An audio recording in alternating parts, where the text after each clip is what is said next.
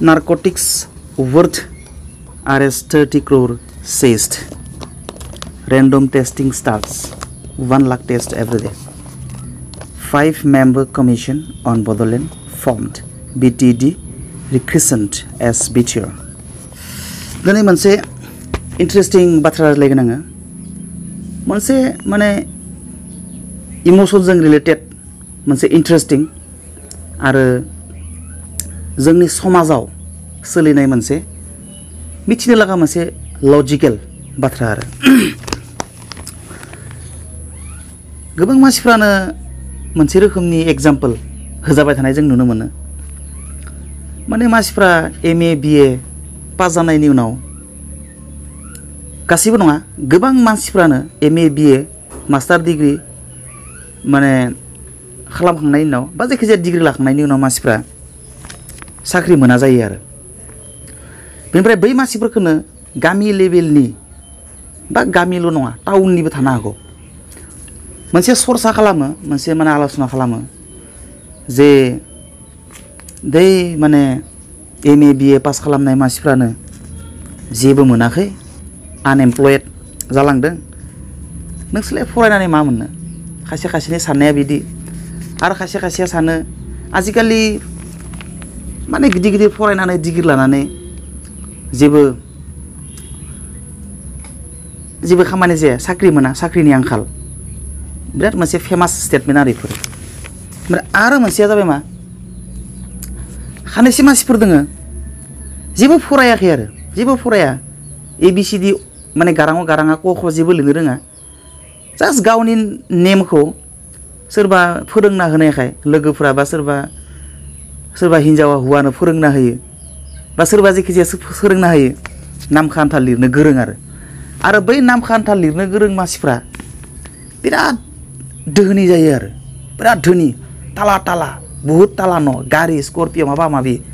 खायसे खायसे मानसिफ्रा जेबो रोङालासिनो बिराद धोनि आरो दाना कम्पिटिसन खालामो मानसिफ्रा बै एबिसिडि रोङा गब्लानि बिफा खावब्लाया एबिसिडि जेबोखौनो रोङा नामखौल'सो जेन थेन्दो ओरै बाहायल' लिरनो रोंगौ ओरैनो बेयानो मालाय ताला ताला 3 ताला 4 ताला लुदों स्कर्पिय बलेर' लादों आरो जोंनि माखासे गथ'फोर सेंग्राफोर इमान एमए बिए डिग्री लानाय बिसोरो जेबो आनएमप्लयड जाना दं साख्रि मोना जाना आदां गादां जानानै दङ এইটো लजिकेल जितु कम्पेरिजन बे कम्पेरिजननि बाथ्राखौ बुंनो नागिरदों आरो फेमास मोनसे स्टेटमेन्ट आरो जायफोरा बै एबिसिडि लिरनो रोङा क ख आ गाराङाव गाराङा जेबो लिरनो रोङा गावनि नामखौल' सोरबा फोरोंना होनायखाय नामखौल' ओरैनो साइनखौल' होनो रोंगौ आरो बेबायदि मानसिफ्रा सानो माबायदि सानो मिथिबायना आरो बेबायदि मानसिफ्रा एसे फरायनो गोरों मानसिफोरखौ जायफ्रा एमए बिए बा डिग्री दं माबा माबि बै मानसिफोरखौ सानो आरोखि बा बै मानसिफोरखौ नुनानै गोसोआव मोनसे साननाय फैयो आरो बे फैनाय जोङो नुदों आरो बुङोबो खायसे मानसिफ्रा साला आं बाहाय फरायनो गोरों जानांगौमोन आं बाहाय लेखा गोरों जानांगौमोन आं ओरैबायदि बुहुमखौनो गादबगौमोन देख बिदेख गिदिंगौमोन ओरैबायदि गिदिर मानसि जागौमोन आङो बाहाय लेखा फरा गोरों जानायमोनबा दा जों बुहुत पस्तायदों जोङो लेखा रोङा जानानै एबिसिडि क ख गाराङाव गाराङा जेबो लिरनो रोङा जाना थाबायना जों दा बुहुत पस्तायदों आरो बाहाय लेखा गोरों जानायबा खिन्थु आङो डिग्री सिग्री बाहाय थानायमोनबा आं खिन्थु मुलुगखौनो गादबगौमोन आङो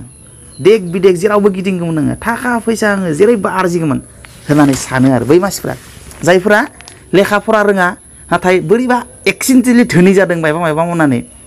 बै धोनि जानाय मानसिफ्रा बेबायदि सानो आरो आङो बुहुत पस्तायदों दा आं बाहाय लेखा फरा गोरों जाबावनांगौमोन आं ओरैबायदि खामानि मावगौमोन जिबनाव बेबायदि सानो एक्चुअलि बे साननायाबो बारा माने जुक्तिपुर्ण नङा बियो लेखा फरा गोरों जानायबा बे धोनि जानो हायामोनबो जानो हागौमोन बै मानसिया जाय मानसिया लेखा फरा रोङालासिनो धोनि जादों आरो आं दा बावैसो एसे सिगाङाव बुंनाय बायदि सानदों आं बाहाय लेखा फरा गोरों जाबोनायबा आं डेन्जार मानसि जागौमोन होनना सानदों खिन्थु बै मानसिया जाय मानसिया लेखा फरा रोङा नाथाय धोनि जादों बे मानसिया खिन्थु लेखा फरा गोरों जानायमोनबा बियो बेसेबां धोनि जानो हायामोनबो जानो हानायमोन मानो इन्टारेस्टिं बाथ्रा थारमाने बै लेखा फरा गोरों जेबो गियान गैयै मानसिया बियो थारमाने एसे लेखा फरा गोरों माने एसे साननो गोरों जायोना मोजां गाज्रि बिजिरनो गोरों जायो माबे मोजां माबे गाज्रि माबेखौबा मावनो लाजियो माबेखौबा मावनो मोजां मोनो गावखौ स्टेन्डार्ड साननानै लायो आंहा ग्रेजुवेट आंहा माने पोस्ट ग्रेजुवेट आंनिखौ मावा बा आंहा पोस्ट ग्रेजुवेट आंहा बाहाय किसुमान मोजां बिजाब फरायनानैसो गिदिर डिग्री मोनो नालाय मोजां बाथ्राखौनो नों डिग्री लानो थाखाय नोङो बेयावनो नों 4 बोसोर 5 बोसोर 10 बोसोर फरायनो गोनां जायो डिग्री लानो थाखाय LP निफ्राय जागायजेनना PG सिम बेसेबां गोबाव फरायनो गोनां जायो बेयावथ' बिराद मोजां बाथ्रा फरायोना बै मोजां बाथ्रा फरायनायाव बै मानसिनि सेन्टिमेन्टआ सोलायो आरो एज ए हल खोब मोजां नङाबाबो बियो टु साम एक्सटेन्ट बेनि साननो हानाय केपासिटिया मोजां गाज्रि सोरनिबा गाज्रि मावनो लुबैनाय साननाय हनायफ्रा गोसोआव थाया सोरखौबा माने कारापसन डिसक्रिमिनेसन सोरनिबा माने जानो गोनां ओंखामखौ सेख'नानै जानाय सोरबा मोननो गोनां साख्रिखौ सेख'नानै मावनायनि जिथु मेन्टेलिटि बै मेन्टेलिटिया लेखा फरा गोरों मानसिनाव थाया आरो लेखा फरा गोरों मानसिया फिसा फिला खामानिखौ मावनो लाजियो है आं ग्रेजुवेट पास हैद आं ग्रेजुवेट बे फिसा खामानिखौ बोरै मावनो लासिंसिंनो हैद आं ग्रेजुवेट बे जानो गैयै मानसिफोरखौ मा रखम नोङो थखायनानै माबा थाखा आरजिनोलै बै जिथु साननो हानाय मेन्टेलिटि लेखा फरा गोरों मानसिनियाव बे मेन्टेलिटिया थारमाने माथायाव जायो आरो बियो एज ए हल खोब आप 100% नङाबाबो टु साम एक्सटेन्ट बियो माने बियो इडुकेटेड नालाय बियो बे फिलिंसा फैयो आरो बिनिखायनो बांसिन इडुकेटेड मानसिफोरा बांसिन नङाबाबो 50% इडुकेटेड जायफ्रा ग्रेजुवेट पोस्ट ग्रेजुवेट एबा जायखिजाया डिग्री दं बे मानसिफ्रा आनएमप्लयड जायो मानोना बियो ग्रेजुवेट पोस्ट ग्रेजुवेट आरो डिग्री जानाय लोगो लोगो बियो थारमाने बहुत खामानिखौनो मुगैनो गोरों जायो बिखौ ग्रेजुवेटनि थाखाय नङा बियो खानाय सिननाया डिग्री माने पोस्ट ग्रेजुवेट जानायनि थाखाय नङा बियो बेपार खालामनाया बेपार बानिज्य फालांगिरि खालामनाया डिग्रीनि पोस्ट ग्रेजुवेट खालामनाय नङा बियो मावा बहुत खामानिखौ क्रिटिसाइज खालामो बियो आरो सरकारि साख्रियाथ' जोङो सरकारि साख्रिजों जों डमिनेट जायो वी आर डमिनेटेड बाय दा गभर्नमेन्ट जब्स जों बे गभर्नमेन्ट जबखौसो डमिनेट खालामनांगौ बा जायखिजाया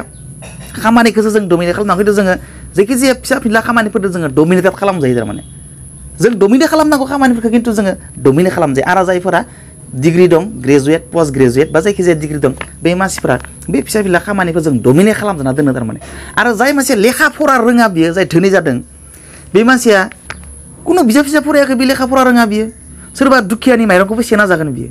सोरबा माने आनि थानि बिराद माबा मोनसे खामानि मावनानै आरजिदों बिनि उदैयावबो जोनानै बियो थाखा आरजिनानै गावखौ धोनि खालामनो हागोन बियो मानोना बियो लेखा फरा गैया बे जायखिजाया खामानिखौ मुगैया बियो गाबोननि बियो आइसक्रिम होनना बरफ दखान खालामनोबो बियो लाजिया बियो लेखा फरा गैया बियो बारा साननो रोङा बियो लाजिनो रोङा बियो मोजां गाज्रिखौ बारा माने साननो रोङा बियो गाबोन बियो लामायाव पान दखानबो होनानै बियो आपेल दखान आपेल आंगुर होनानै बियो आंगुर दखानबो होनो हानाय बियो मानोना बियो लेखा फरायाखै बियो मबे मोजां मबे गाज्रि माखौ लाजिनांगौ माखौ लाजिनाङा बिनियाव खुनु बेरियार गैया बेरा गैया जे आं नैखौ मावनांगौ आं नैखौ मावनाङा नैखौ मावबाथाय लासिंसिं स्कुटि सालायनो लासिंसिं TVS स्पर्ट सालायनाया लासिंसिं बियो जेबो लाजिया मानोना बियो बिजाब फरायाखै आरो बियो देख बिदिकनि बाथ्रा मिथियाबो जानो हानाय बियो माबे मावनांगौआ बिनि थाखाय लासिंसिं मा मोनसे खामानिखौ मावोब्ला बियो लासिंसिं जागोन बिनियाव खामानि मावनायाव खुनु बासिनाय गैया बे जिखौ मोनो बेखौनो मावो बियो सोरबा सिखाव टाइपनिबो खामानि मावगोन बियो सोरबा दुखिया मानसिखौ खामानि मावहोनानै बे दुखिया मानसिफोरनो फैसा होआलासिनो फैसाखौ ग्लब गाव हारसिं जारजोबनानैबो बियो दुखियाफोरखौबो बियो खस्थ' खोलैनोबो हायो बियो मानोना बियो कुनु माने सिम्पिथिबो गैया बिनो लेखा फरा गैया बियो एख' गैया बियो जिखिनि बेखौनो मावो बियो सिखाव खामानिबो मावगोन बियो मोजांबो मावगोन गाज्रिबो मावगोन जिखिजाया मावगोन बियो थारमाने बिनि खामानि मावनायनि कुनु बेरियार गैया मोजांखौ मावफ्लांगोन मालाबा फिसा खामानिखौ मावगोन बियो गिदिर खामानिखौ मावगोन बियो गाज्रि खामानिखौ मावगोन बियो थारमाने बियो धोनि जादों बिनिखायनो बियो धोनि जायो लेखा फरा गैयै मानसिफ्रा गथायबो नङा किसु अंख मानसिफ्रा आरो खायसे मानसिफ्रा माने 20% मानसिफोर दङ मुलुगाव बेबायदिनो गिदिर मानसिफोराबो गिदिर मानसिफोर जोंनि बुहुमनि जोंनि कान्ट्रिनि माखासे धोनि मानसिफोराबो खायसेफ्रा लेखा फरा गैया बिसोरबो थारमाने बेबायदिनो जायखिजाया खामानिखौ माने बासिया जिखौनो मोनो बेखौनो मावो गोसो होनानै मावो आरो बेबायदिनो धोनि जायो खिन्थु बै मानसिफोरा बुंनाया खिन्थु नंखाय आं दा जिबायदि धोनि धोनिथ' बुंना लाया थेवबो आं जिदो पजिसनाव दोङो दा आं बाहाय लेखा फरा रोंबोनायमोनबा आं बुहुत धोनि जाबावगौमोन होननाया नंखाय बे लेखा फरा गोरों जानायबा बिबो खामानि बासिनो गोरों जागौमोन आरो खामानि बासिनो गोरों जानायमोनबा बिबो ओइ लेखा फरानि केटेगरिनि थांफिनगौमोन आरो दा खामानि जोंदि दुखिया जायो बै सिस्टेमावसो मानसिया दुखिया जायो खुब इन्टारेस्टिं आरो साननो गोनां बाथ्रा बियो थ' इन्टारेस्टिं नङा होमबा बेनिखायनो जोङो एक्सुवेलि खामानिखौ बासिनो मोना जायखिजाया खामानिखौनो जोङो मावनांगौ आरो जिखिजाया जि खामानिखौ मावानो बेखौ माने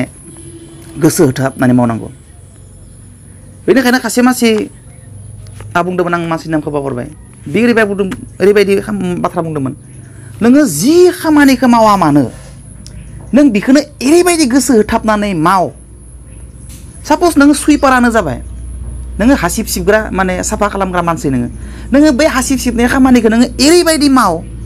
ओरैबायदि गोसो होथाबनानै माव जाहाथे नों फैनाय लामाजों सोरबा मोदाय दावदाय मानसि धोनि मानसि मन्त्रि एमएलए नोंनि लामाथि बारलाङोबा नोंसानि न' खाथियाव दबदानानै खनसे साननो गोनां जायो ओइ नै सासे सुइपार मानसि थायोमोनलै बिराद डेन्जार मानसि बिराद मोजां मानसि सासे सुइपार दङमोन बे लङाव ओरैबायदि डेन्जार मानसि बियो जाहाथे बै सुइपारनि सोमोन्दै साननो गोनां जायो सुइपारनि खामानिखौ नों ओरैबायदि मोजां माव जाहाथे नोंसानि लामाथिं जाय मानसिया बारलाङो नोंनि बाथ्राखौ साननो गोनां जायो जे ओइ नैबे न'आव डेन्जार सासे मानसि थायोमोन सुइपारमोन बियो ओरैबायदि खामानि मावो बियो थारमाने बेबायदि खामानि मावनो होदों नोङो जिखौ मावा मानो जोङो जि खामानि मावा मानो ओरैबायदि माव जाहाथे